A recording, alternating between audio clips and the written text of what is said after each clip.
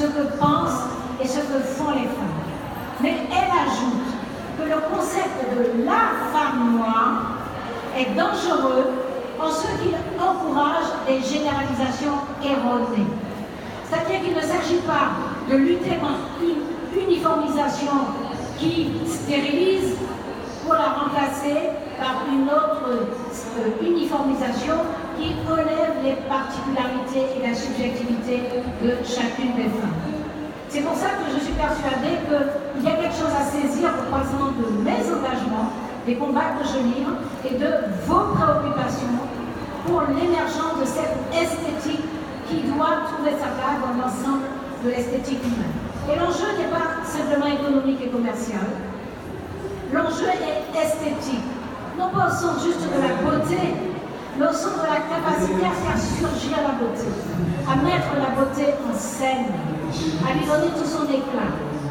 L'enjeu est également philosophique, au sens où il pose la question de la diversité de l'humanité et de l'appartenance à l'humanité. Mais l'enjeu est aussi ontologique. L'ontologie, c'est ce qui fait l'essence même de l'être humain. Et l'enjeu est ontologique au sens où il pose la perception que nous avons de nous-mêmes, la façon dont nous nous regardons nous-mêmes et dont nous nous acceptons nous-mêmes. C'est pour ça qu'il y a deux chemins pour faire vivre la singularité. Un chemin, c'est le repli sur soi. C'est l'exacerbation des différences. C'est finalement l'enclavement ethnique. Et je peux vous le dire, c'est un chemin d'illusion, c'est un chemin chimérique, c'est un chemin sans issue, et surtout, c'est un chemin qui écrase les plus faibles, les plus vulnérables. Et puis il y a un autre chemin, celui qui consiste à se percevoir et à nous percevoir comme appartenant à un tout. Ce tout, c'est l'humanité. L'humanité qui a toujours été extrêmement diverse et qui continue à amplifier sa diversité par les rencontres, par les métissages, par la colonisation. Vous savez ce qu'Édouard Glissant appelait la colonisation? C'est imprévu, c'est imprévisible dans la rencontre. Le métissage peut se prévoir. On imagine ce que vont donner certaines rencontres de deux personnes très, très identifiables. À partir du moment où il y a une complexité dans l'identité et une rencontre entre ces identités complexes, il y a colonisation au sens où il y a de l'imprévisible. On ne sait pas du tout ce que ça va donner. Et vous comprenez ce que je dis parce qu'il suffit de regarder la vie, le monde, les gens, pour comprendre qu'il y a des choses absolument imprévisibles et qui sont la merveille de l'humanité. On peut aussi considérer que le tout auquel on appartient, c'est la nation à laquelle on appartient. Et toutes les nations sont plurielles. Elles ont toujours été plurielles. Il suffit de regarder les œuvres classiques. Depuis l'Antiquité, les différences se côtoient.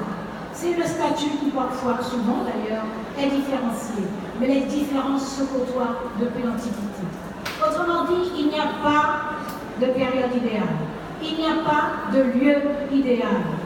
Il y a juste la question de savoir si nous avons la lucidité de comprendre notre époque, de saisir les freins de notre époque, de percevoir les représentations qui empêchent à notre époque de prendre conscience que l'humanité a toujours été diverse et que cette diversité lui permet d'être forte, d'être riche, d'être puissante et que nous fassions en sorte de permettre à l'humanité de s'élever tout entière, de s'élever ensemble.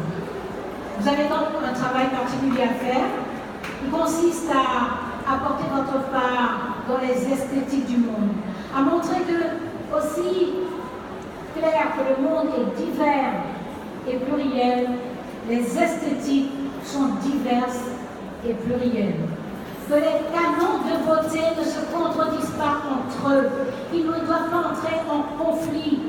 Chaque canon de beauté apporte sa part dans l'ensemble de la beauté du monde. Et c'est ce que vous avez à faire.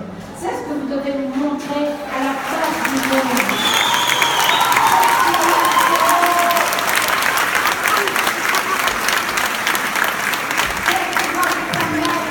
D'assurer une présence et une existence qui soit à la fois assumée par nous-mêmes et admise par tous.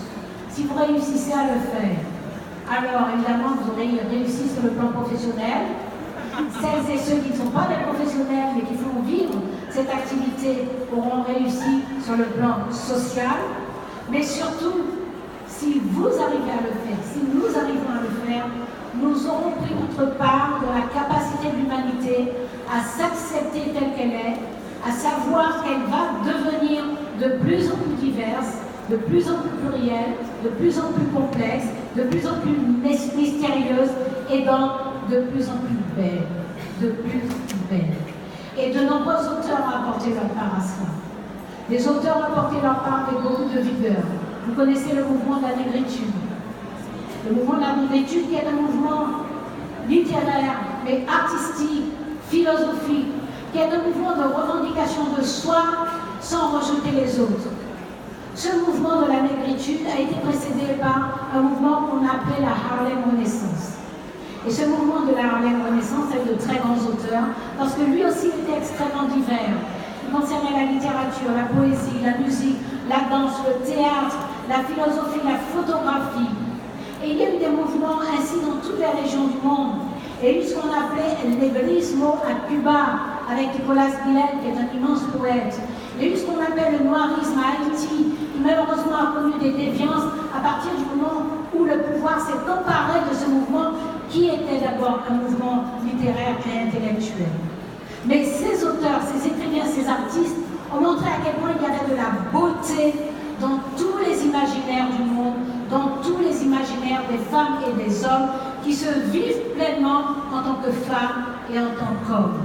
Et je vais terminer avec deux vers d'un très grand poète de ce mouvement de la Harlem Renaissance qui a duré entre les années 1930 et 1950 à peu près. Vous connaissez ce beau discours extrêmement émouvant de Martin Luther King Jr., I Have a Dream. Vous connaissez ce très beau discours.